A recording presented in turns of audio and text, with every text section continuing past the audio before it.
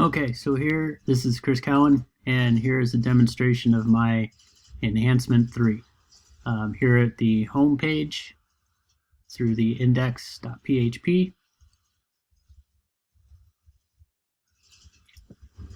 and let me try something here. PHP motors. Whoops. Yeah. Well, it's kind of the same thing. Okay, there we go. And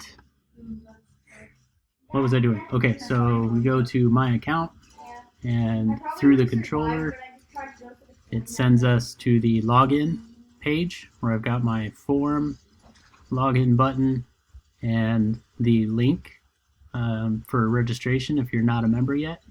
And we click on that link. That also directs through the controller to the registration page, to this form here. A little note letting them know that all these fields are required, and just put placeholders in here to also let them know that's required. From here, you can go back to the login page as well, and let's do a quick CSS HTML. No errors there. I'll make sure not to test test that page like I did before. Validate HTML, and no errors or warnings there.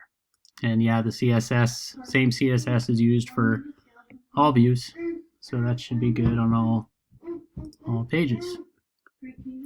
And that's it.